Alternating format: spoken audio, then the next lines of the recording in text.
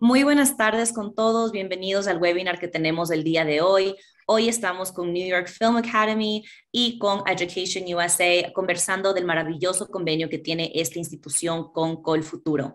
Les recordamos que tenemos casi 200 convenios con universidades alrededor de todo el mundo. En esta ocasión, New York Film Academy ofrece una beca de $10,000 sobre el valor de la matrícula por cada año de estudio. Entonces, si esto es algo que les interesa, les invito mucho a que lean sobre el convenio que tenemos. Para cualificar para este convenio tienen que ser seleccionados para el programa Crédito Beca. El programa Crédito Beca es una financiación de hasta $50,000 en sus estudios posgrados. La convocatoria vuelve a abrir el 10 de enero, cierra el 28 de febrero y los resultados estarán para el 11 de mayo. Si quisieran más información sobre esto, pueden ingresar a colfuturo.org programas y ahí encontrarán toda la información. Hoy les presento al señor Gil Matos. Él nos va a conversar un poquito de su maravillosa institución y también todo lo que es aplicar a estas escuelas de bellas artes. Mr. Matos, thank you so much for being here today. The floor is yours, and I can't wait to see what you have prepared for us today. Great. Thank you very much, Bianca. Thank you very much, Colfuturo. And we are very proud of our partnership with Colfuturo, where we do help facilitate the studies for people who are able to obtain El Crédito Beca and come study in the United States. So we've been getting excellent students ever since I've been working here in 2014. Before that, I worked at a business school and worked very closely with Colfuturo as well. So welcome, everybody. My name is Gil Enrique Matos. I am the Regional Director for Latin America and the Caribbean for New York Film Academy. Also admissions director for the South Beach campus as well, but I work with all of them. So today what I'm going to talk about is I'll talk very little about the school, and clearly if you all have any questions about the school and the process, I'm here to answer questions about that. But I want to make sure that I give you all information on how to apply for visual and performing arts colleges, and how to prepare auditions and how to prepare creative portfolios as well, which are very, very important parts of your application process. How important are they? Well, I'll give you an example.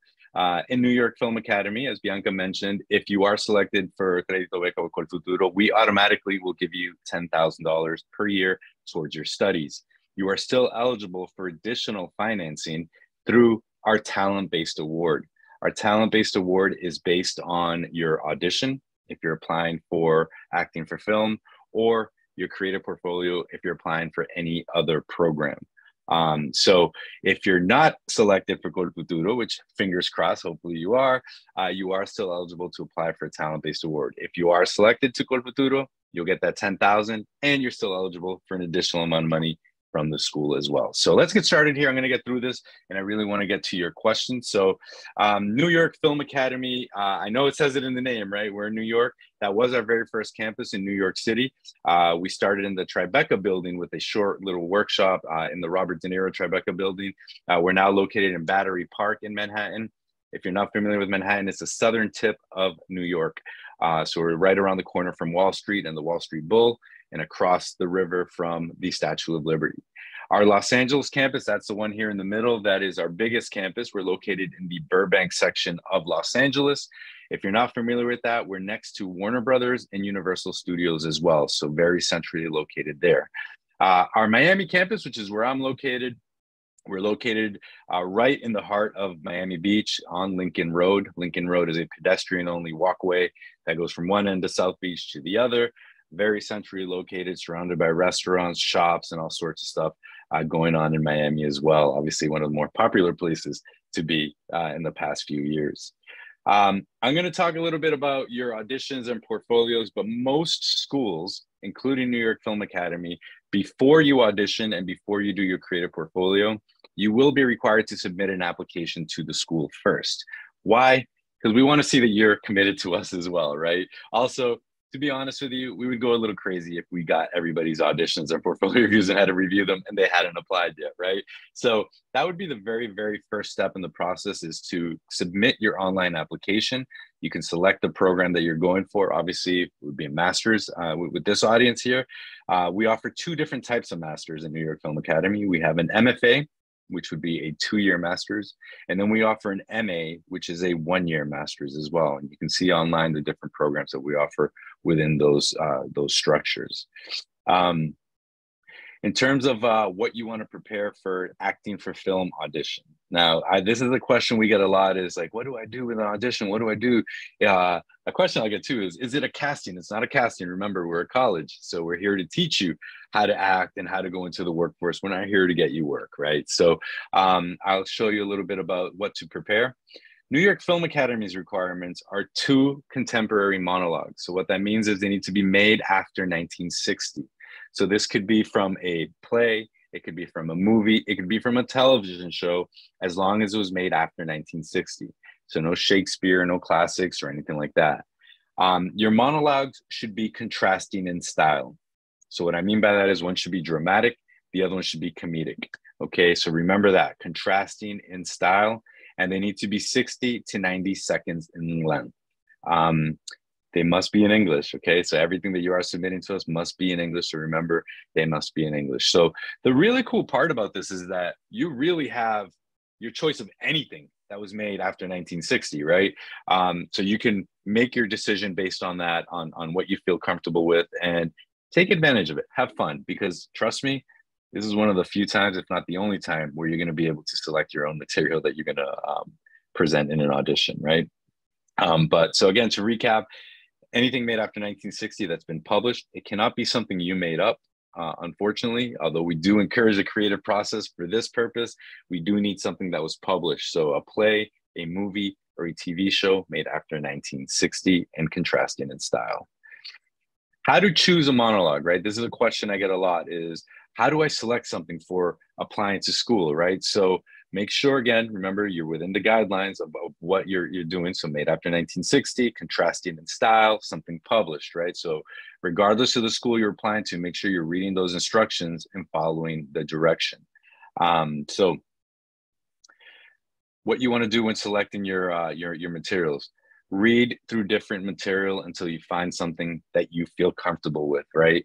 And that is very, very important. You want to make sure that you're finding something you can relate to, because at the most fundamental and emotional level, right, acting is going to be your feelings, right? And at the most fundamental level, if you choose something that you can relate to, then it's going to be a lot easier for you to interpret that material on screen, right? So you want to choose something that that is going to feel good to you, right? Don't choose monologues, and this goes without saying for any school, I think is going to be the same. Don't choose anything that's overly sexual, anything that's profane. That's not to say that you can't swear here and there on it, right? We're all adults, so yeah, you couldn't get some swearing in there. But I've had some students sometimes that their monologue is F this, F that, F this, and it just takes away a lot from the monologue. So try to avoid from those monologues that have too much swearing in it. And don't choose anything that's violent, suicidal in nature, or playing a role that is drunk, drugged, or anything like that, right? So those are some obvious things in there, but sometimes we do need to point this out. Great. Select monologues that are age appropriate. So what this means for you is you can choose anything that is an adult age, right? But what I want you to avoid is anything that's a child, anything that's a baby, anything that is a senior citizen. Funny story, I had a girl in Peru one time who was 17 years old, and she did Queen Elizabeth, rest in peace, right? Queen Elizabeth as her monologue. We're like, wait, this doesn't work. You're 17 years old. Let's not do this. So stay away from anything that is way too far outside of your age range, right? So make sure that you are choosing something that is going to be unique to you and that you can relate to, once again. In terms of, once you have your monologue chosen, make sure that you're reading it over and over and over, and that you're understanding the scene that you're reading it with. Notice I didn't say see it. I didn't say see it, right? Watch the movie. No, try to get the screenplay and read the screenplay. And the reason why I say that is I don't want you to copy what you saw on TV. Remember, this program is called Acting for Film. It's not called Copying for Film. And this will be the same for any school that you apply to, right? We don't want to see you copying what you saw. I had a student last month who asked me, hey, can I do Morpheus from Matrix? I'm like, absolutely not. You're not going to do that differently than Lawrence Fishburne. You're going to sit there and go, yes, Neo, da, da, da, da. Stay away from that. We don't want to see you copying. Guys love to choose the Joker, right? The Joker is a great character. It's an iconic character, but you're not going to do it differently than Heath Ledger. You're not going to do it differently than Joaquin Phoenix. God help you if you're trying to do like Jack Nicholson. So try to stay away from those monologues that are too popular. The girls always laugh at all this, right? Girls choose Mean Girls. They do Clueless. Stay away from those, please. So try to choose something, again, that you can fully relate to, and that you can kind of make your own and interpret that material yourself. I think it'll be more authentic in that sense. And again, try to get a copy, and you can find these screenplays online all over the place. If you Google the scenes and stuff, try to read through the scenes and get an understanding of what the scene is like, so you can develop your character in that sense, rather than copying. Now, you can see it and you can watch it. That's perfectly fine. But again, I want you to avoid copying what you saw on the screen. All right. In terms of like, how do you do the audition process? New York Film Academy and a lot of other schools, we do encourage you to do it in person if you can. Now, I understand that it's very difficult to travel to our locations. I get that. So if you're not in a city where we have a campus, I get it. Or sometimes we travel to your country to do auditions and portfolio reviews. As a matter of fact, I'll be traveling there the week of October 24th. And I'll be sending emails out, and you'll be seeing ads all over the place about this, but I'll be traveling there October 24th, and we will actually be doing auditions in person on October 26th. So you'll see my contact information at the end of this also. If you are interested in that, please make sure you write that down and ask me about it, and I'll give you all that information. But that gives you an opportunity to do these in person. Why is it better to do it in person, in my opinion? I get it if you can't. It's not the end of the world if you cannot. But if you can, try to do it in person, because sometimes you might record yourself and continue making the same mistake over and over without realizing it. While doing it in person, we can kind of coach you along through the process, help you tweak some things, change some things, and try different things, and see that monologue from a different perspective, right? So it could be very helpful. And also, let's be honest, a lot of you haven't auditioned in your life before, so it'd be a good experience to get that experience in person. If you cannot make it in person, we could do it, you could record it and send it in via an unlisted YouTube link. Or you can go ahead and do it on Zoom, and we can record it and do it live over Zoom as well, right? Thank you, COVID, for Zoom. In terms of how to record it, make sure, obviously, sound and lighting, make sure that it's all good quality. Make sure that you have an eye line off a camera. What does that mean? When you're watching a movie, they never stare at it, right? They never stare at the camera and do it like this, right? Don't break that wall down. Make sure that you find a sight line off camera and you're looking that way while you're doing your monologue, okay? You know, this goes without saying, but make sure that you are memorizing your monologue. Very, very important. If you're trying to read it, we can tell. Trust me, we do many of these. Don't try to read it. So memorize it, and make sure that you're doing that as well. And you know, the eye line, right? The framing, make sure that you do 3/4 of your body when you're doing it, not just your face. So actually, the framing that I have right now is terrible. So this is not what you want to do, but you want to make sure you have something like 3/4 of your body, right? And again, as I mentioned, sound and lighting. In terms of like what you wear, don't wear clothes that are going to distract from you. Something like this is perfect. Black, right? White. Don't wear something with letters all over it or graphics or anything. Don't wear anything that's going to distract from you. Don't wear any hats. Don't wear any costumes. No props. No theatrical makeup. So stay away from all of that. All right. Unless it's absolutely necessary to your thing, no props. Funny story about that. I had a student one time who came in with, it looked like 2 balls in a bag, right? And I'm like, what is that? And she's like, oh, it's for my audition. And in her audition, it was that she had cut off her husband's testicles, and that was made. I was like, okay, it's a little unnecessary, but I get it. All right. So stay away from the props. Again, with you, it's enough. With you, it's enough. Oops, I went too far there. So how to submit your audition? Okay, you've recorded it, you've done everything right, or you did it in person. So sorry, not in person. If you did it in person, we would record it. But if you did it by yourself and recorded it yourself, you can upload it via unlisted YouTube link. You can do it via Google Drive with shareable links on Google Drive, a Vimeo link with password. Or if you do it over Zoom, then we would record it and we would already have the recording of you, right? So those are different ways you can upload it, and then you would send it to us directly, and we would submit it for review for your talent-based award. So those are the way that most schools will receive it. So again, just to recap, doing it in person, doing it live over Zoom, or recording it and submitting it via any of those ways, unlisted YouTube link, Vimeo, or Google Drive. Again, if you have any questions or anything, please write them. We will have some time here at the end for your questions. I'm going to leave a lot of time for your questions. So make sure you ask them in there. In terms of what you prepare for your creative portfolio. So creative portfolio is going to be for any program that isn't acting, right? Or musical theater, but musical theater we don't offer a master's in. So your creative portfolio would be for anything from filmmaking to cinematography, to documentary film, to 3D animation, video game design, screenwriting. All of those programs are going to require creative portfolio. So how do we prepare for that? So what is a creative portfolio? Basically, it's going to be a collection of anything creative that you have done, okay? Anything creative that you have done. So again, make sure you're reading the guidelines to the school that you're applying to so that you're following the instructions of what they're asking for and how they're asking for it. That's very, very important. You'll realize that by now. I like to tell stories, right? I had a student one time from Spain, from Barcelona. She did all the videos for Barcelona Fashion Week. Very talented, really cool videos. Sent me a bunch of links. We submitted it for review, and the answer that we got was like, great work, very talented, didn't follow instructions. Make sure that you're following the instructions. So that is the very, very first thing in this process. But what can you show in a creative portfolio? For New York Film Academy, we're going to ask to see anything creative that you've done that you want to show on there, right?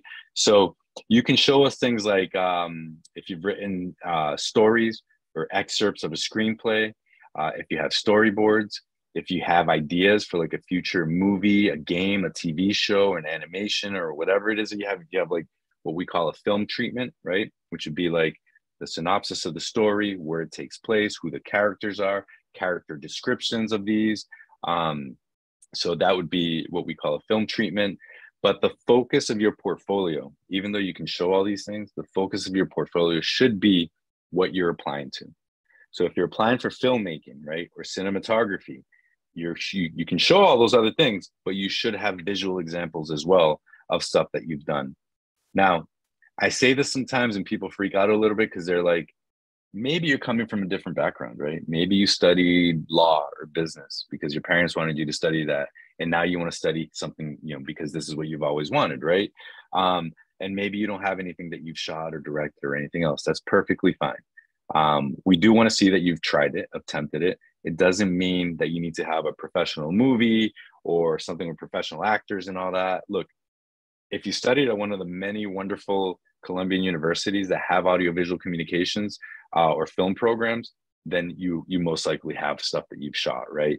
But if you don't, then don't freak out. Don't worry. Use your phone, shoot some stuff on that, and edit it on it. I have a student right now who is in her second year of the bachelor program. I met her the last trip that we took before COVID when I went to Colombia in Bogota. And I remember telling her about the creative portfolio, and she was like, her eyes got really big. And I'm like, what's wrong with you? What happened? She says, my school doesn't have an IB film program. I don't have cameras. I don't have actors. I don't have any of this stuff. I can't apply for this. I was like, don't worry. Your phone is more powerful than cameras that existed 10 years ago. Okay. So use your phone, shoot something, just tell a story. They just want to see that you can visually tell a story. So what she did was she did a really cute 3-minute film about her golden retriever, Leo. Low angle, bright shot, music is fun. Leo panting, voiceover. Hi, this is Leo. Leo loves to do 3 different things. He loves to run, shot of Leo running. He loves to eat, Leo chowing down with the sound on tape, right? And he loves to sleep, Leo snoring. And it was a 3-minute movie about a day in the life of Leo, right? There was a little climactic part in the middle with a squirrel. There was a resolution.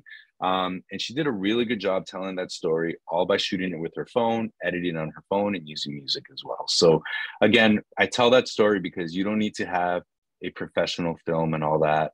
Obviously, if you have shot stuff again, we want to see it. We want to see your stuff. So, but those are the types of things that you would include in a creative portfolio. So again, like I said, things like storyboards, things like screenplays, If you have animations, drawings, illustrations, ideas for like a future game, movie, or TV show, those are the types of things that we would want to see on there. A really cool part I'll tell you about New York Film Academy is that when you apply, being from Colombia, you will work with me or you will work with somebody from my team, and we will send you an email right away with a list of the requirements that you're going to need. We'll send you the creative portfolio guidelines, and I'll send you a link where we can schedule a one-on-one Zoom call to go over your work and how to organize it. So I will work closely with you on how to organize it. And the reason why that's going to be important is because A, obviously, it's a big part of your acceptance for the program, but two, it's going to help determine how much you get in a talent-based award. So I want to make sure that you are getting as much financial help as you can get. I understand pesos to dollars is expensive. Dollars to dollars is expensive, right? So I want to make sure that we are helping you as much as we can and organizing that the way the school wants to see it. All right. Again, it goes without saying, a strong portfolio is going to show your artistic vision and why you'd be a good fit for the school. So you'll see the way we want to have this organized, and I won't go too in detail right now about it because I do want to do this individually with people that apply and go through it one by one, because everybody's going to have different work, right? So it's going to be presented differently. But the most fundamental thing of how to present your work is whatever you are showing us, okay? Just keep in mind, they see so many of these portfolios during the year, right? So when you're presenting yours, you want to make sure that you're doing a few things. You're presenting it cleanly, right? You don't want to make them work to look for your work, right? You want to present it cleanly, and then whatever you're showing us, a quick little synopsis of what it is we're looking at. I always like to use the movie Shawshank Redemption as an example. So if you haven't seen it, watch it. It's phenomenal. Okay, let's say Shawshank. I would write the synopsis. This is a film that I shot while I was in film school. I did not. Okay, I did not shoot Shawshank. I wouldn't be here. But I'm using it as an example. This is a film that I shot while I was in school.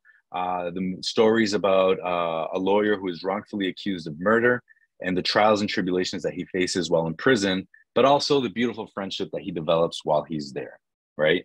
Now, Shawshank Redemption is a 2.5-hour movie. I'm not going to include a link for a 2.5-hour movie, right? Because they're not realistically going to watch it. So if you have something that's super long or you want to show multiple videos, then what you want to do is present the clip, right? So that's a synopsis and you present the clip. In this particular clip, we see the protagonist being attacked while in prison by a group of Nazis. All right, so you presented the clip there. Now you're going to move on to challenges that you faced in filming this. We filmed this in a prison, an empty prison, blah, blah, blah, blah. Part of the challenges we faced was that it was a very humid day that day, so our camera kept fogging up. How did you overcome that challenge, right? Explain that as well, right? So they love hearing these things. They absolutely eat it up. What you shot it with, if you remember what type of camera it was, what you edited with, and most important thing, what was your role in it, okay? What was your role in it? Because sometimes people will send me stuff and I'm like, all right, this is cool, but what did you do? Are you the actor? Are you the editor? Are you the director? Like, what was your role, right? So be clear about your role, the synopsis, the clip you're showing, and then challenges and technical descriptions as well. They absolutely love that stuff. So, and again, I'll show you more examples of this once you apply of how to do this and how to present it. But this is, my students tend to get pretty good talent-based awards. So information about the portfolios. Again, portfolios only required for programs of a year or longer. So obviously you're here, so you're applying for a master's, right? So it will apply for that. You will submit your portfolio digitally. So what that means is I will need a link. So that could be sent as a Google Drive PDF. It could be sent as a Wix web page, Squarespace, whatever you choose to do. It could be like that. Remember, it must be in English. We must have English subtitles if it is in Spanish, okay? So remember, very, very, very important. If you are interested in getting the guidelines and the tips, you can scan that QR code there and keep it open on your phone. I'll keep that open for a second there.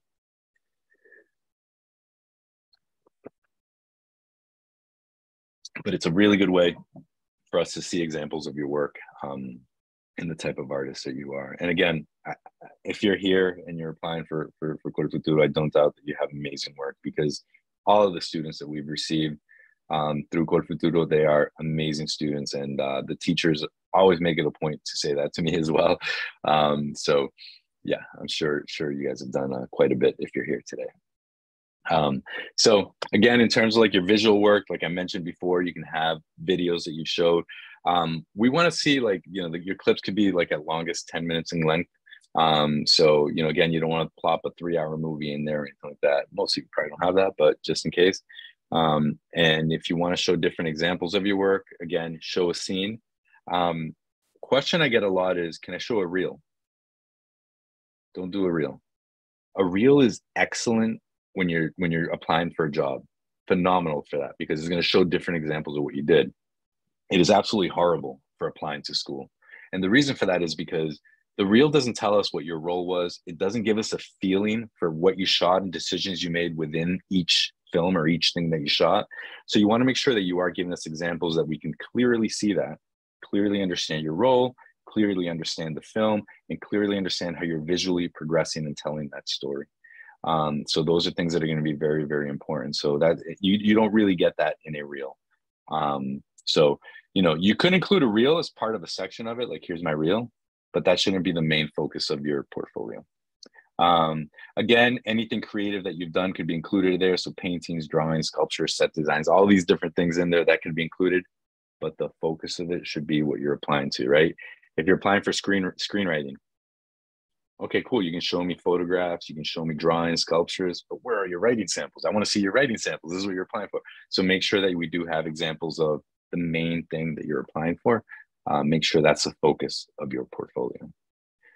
All right, let's keep it moving here. So if you're doing written work, you can show us between 5 or 10 pages. So again, you're showing the excerpt. You're not plopping down 300 pages of a screenplay. Show us the excerpt, do the synopsis, and explain to us what it's about, right? And what your role was. You can do original short stories.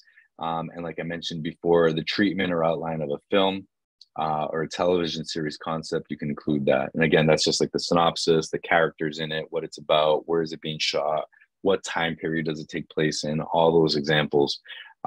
If you were basically to pitch this project to a movie producer, what are you pitching, right? So that's what a treatment is. I want to point out and want to say that not all of these things are required of your portfolio. Again, these are things that you can include on the portfolio. So it doesn't mean that you have to include all of these things. That's a question I get a lot too. Is like, oh, do I need to do all this stuff?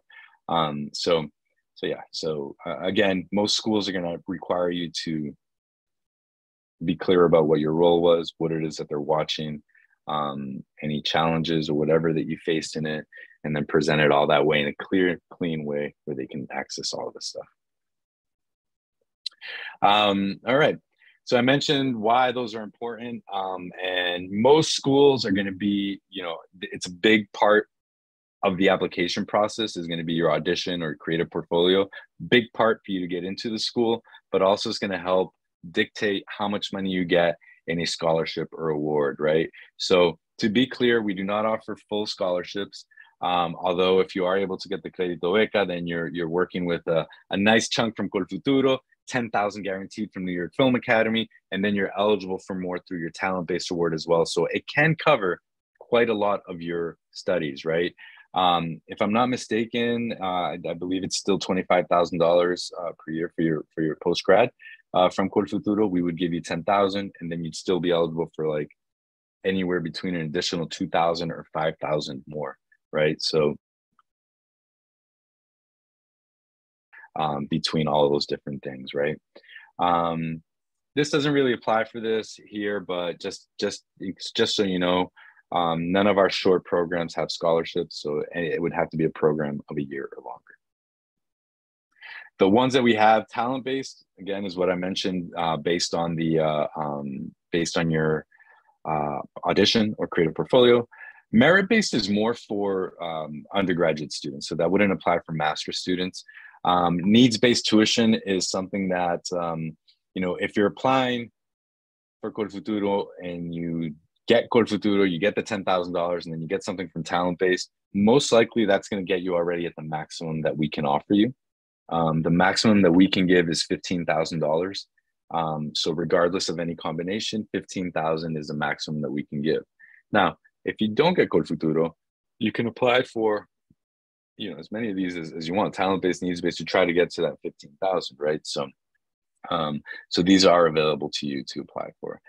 Needs-based tuition award will be based on your family finances. This is a separate application that you would have to fill out. You would provide us with financial documents from your family. DEI is diversity, equity, and inclusion. That's a separate scholarship that if you are interested in applying for, we can apply for as well. Obviously, we very much support diversity, equity, and inclusion here at New York Film Academy. This wouldn't really apply for you unless your parents are veterans of the U.S. military. And then FAFSA is for U.S. students only as well. So if you are a U.S. citizen or resident, you do have access to federal financial aid.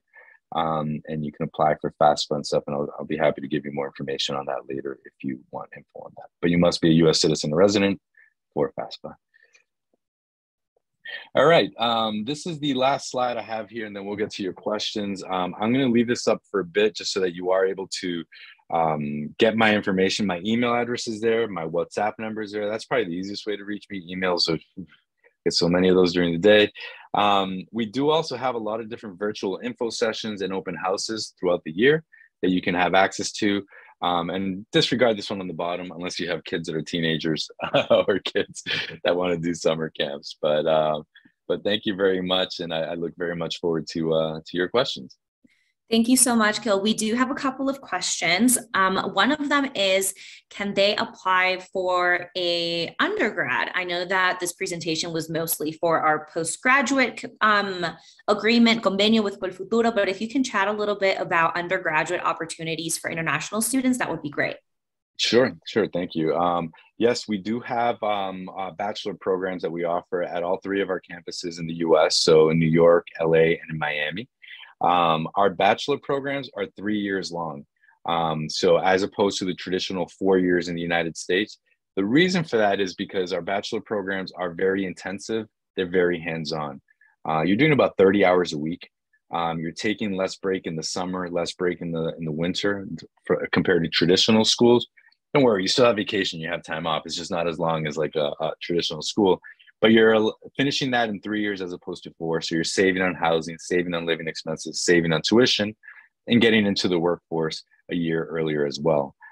So we do have the bachelor programs. You also have the option of doing the bachelor programs in different campuses. So if you wanted to do 1 year in one place and then finish up 2 years in another, you have the opportunity to do that and sort of experience the different cities as well, New York, Miami, or LA. You can actually do that with the master programs as well. Doing 1 year in one campus and then the second year in one place, in another place. The only thing there is that you cannot finish in New York because we don't offer the master's in degree in New York, but you can do the first year there and graduate out of Miami or LA. That's wonderful. And now that you're touching base on all the different campuses, we do have a question about campus. They're asking if they can choose the campus where they can study, or is there a specific process? Yep. So when you fill out the application, you would choose the program that you want to study, when you want to start, and the campus of choice as well. Students always ask me, like, what's the best campus?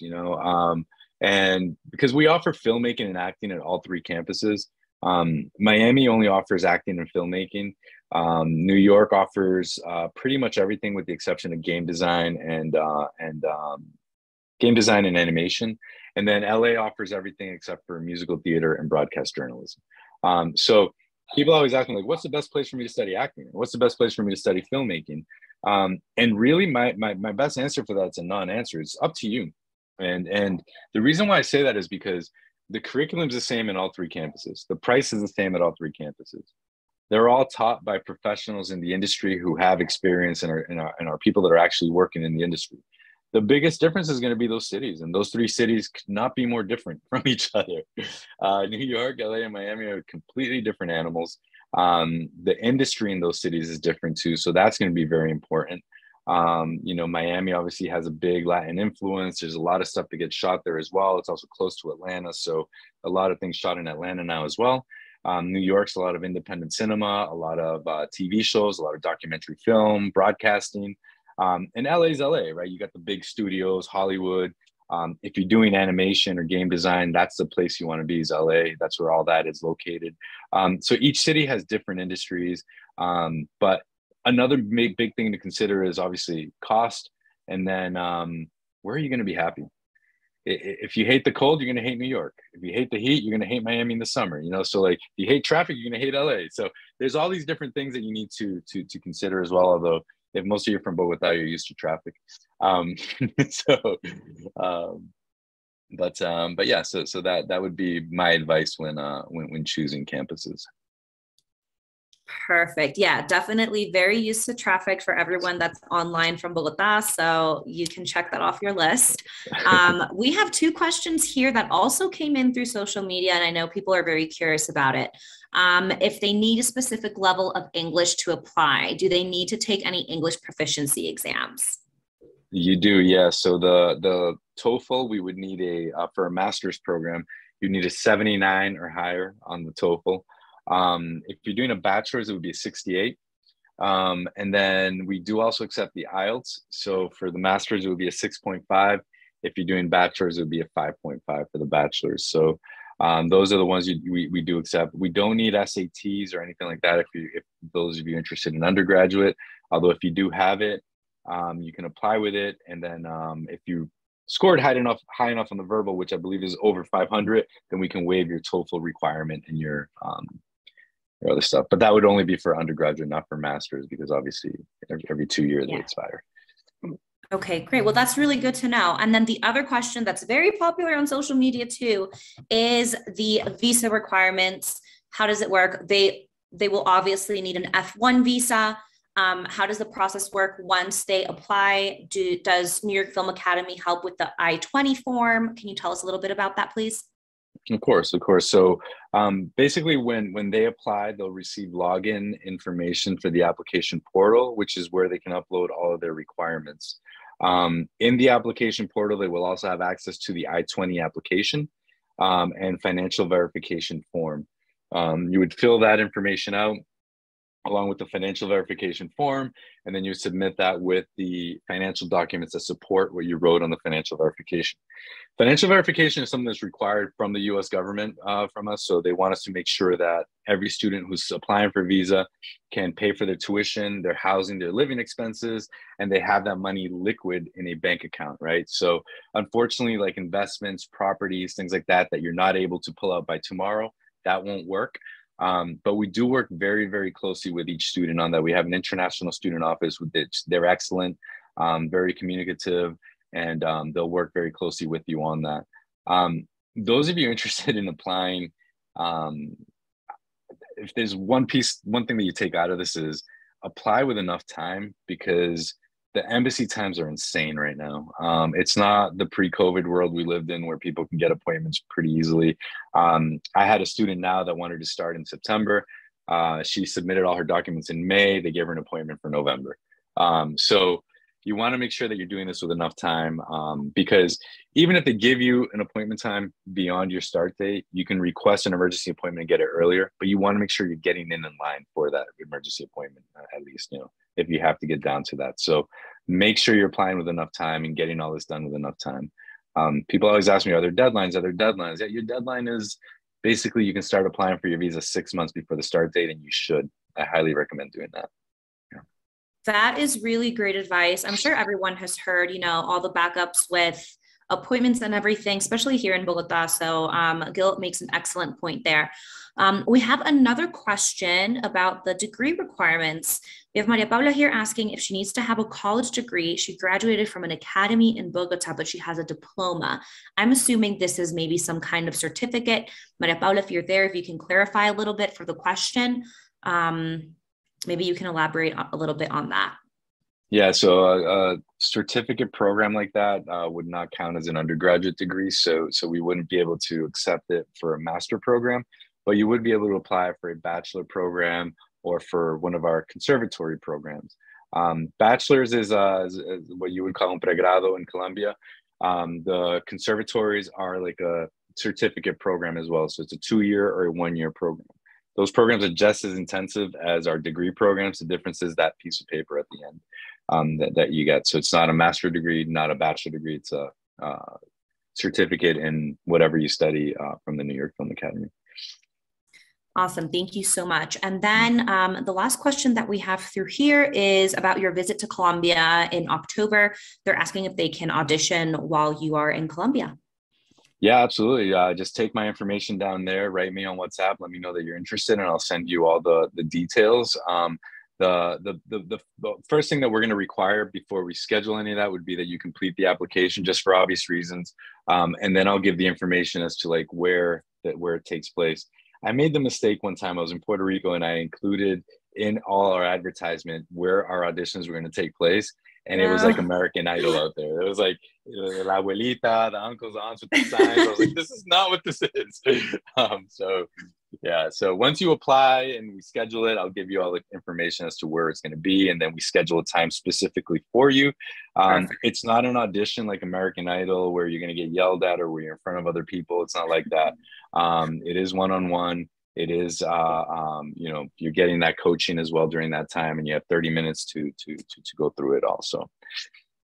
That's great. So everyone that's online, please make sure to reach out first. And then, of course, Gil will be more than happy to schedule something with you. But those were some awesome questions. Thank you so much, everyone. And thank you so much, Gil, for this amazing presentation and all this information about New York Film Academy and just like schools for arts in general. A todos los que están conectados, les recuerdo del maravilloso convenio que tenemos con New York Film Academy. Es una beca de $10,000 en el valor de la matrícula. Entonces, una muy buena oportunidad. Y como les dije al comienzo del webinar, si es que quisieran postularse a la convocatoria del programa Crédito Beca, que es una financiación de hasta $50,000 para programas posgrados en el exterior, pueden leer más información en colfuturo.org, hacen clic en programas, luego programa Crédito Beca, y ahí están toda la información, todas las fechas, está la información de los intereses del crédito, todo lo que necesitan saber estará ahí. Well, thank you so much, Gil. I'll follow up with you via email shortly, and I hope everyone has a great night, and thank you so much for being here. Thank you, everybody, for joining. I look forward to working with you and helping you through the process. And oh, there's one last story I'll leave you with. It's this. So New York Film Academy, as you know, everybody who's under this roof here is somebody who's working to get into that industry. So for you, that's a potential connection, potential person to network with while you're in school and afterwards as well. And I always encourage students, get along with everybody that you're working with, be very professional. And look, you're not going to like everybody you work with. You're not going to have the same styles. That's just the way life is. But at least be professional through the process, because you never know who's going to be in what position later on. And you don't want to be like, oh, no, yeah, I went to school with that guy. I went to school with that girl. She's terrible. So I'll leave you with this story. The year is 1977. There's two young directors making sci-fi films in Hollywood. One of them is Steven Spielberg, coming off of the success of Jaws, right? The original summer blockbuster. He's working on a movie called Close Encounters of a Third Kind. If you haven't seen it, check it out. Great movie, great story. It's 1977, so don't expect like the graphics to be insane. But still a good story. And his friend comes over to see his set, and he's like, oh my God, this movie is going to kill my movie. The props, your story, all this stuff. This is going to kill me in the box office. And Spielberg's like, no, relax. I really like your story. I really like your movie. I'll tell you what, let's make a bet. I'll give you 2% of what my movie makes. You give me 2% of what your movie makes. And then that way, if one of us is successful, the other one isn't, then at least we were covered. Okay, cool. They make the bet. Close Encounters goes on to make about $350 million in the box office, which back then is amazing, right? It's still really good. But when you compare it to Spider-Man and $30 tickets, it's not the same, right? But Spielberg to the stratosphere, right? His friend was working on a movie called Star Wars. And it was George Lucas. And needless to say, that bet has made Steven Spielberg to this day about $50 million from his friend George Lucas. And I mentioned that because if any two guys to be jerks to each other, fight with each other, whatever, and have egos, it's those two that have accomplished everything there is. And they remain really close friends from the beginning. So I say that story because you never know when you're going to meet your Spielberg, your Lucas. Yeah. You never know when you're going to meet who you're going to meet in class or whatever. So make the most of your time there. But thank you very much. I look forward to working with you all. And as always, hope to see you in Colombia as well.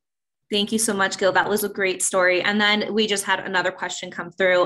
Maria Paula, it's the same question about the certificate. Maria Paula, sí necesitas tener un diploma de un pregrado profesional, o sea, un título universitario Lastimosamente para aplicar a pues los programas de posgrado en New York Film Academy, un certificado, un diplomado, eso no serviría en tu caso, pero un diploma de una carrera profesional en una universidad, claro que sí.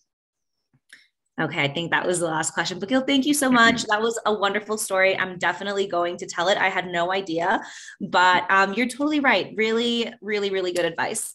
Well, everyone have a wonderful night and we'll see you at the next webinar. Bye, everyone. Great. Thank you. Have a great night, Bianca. Thank Thanks. you. Bye-bye.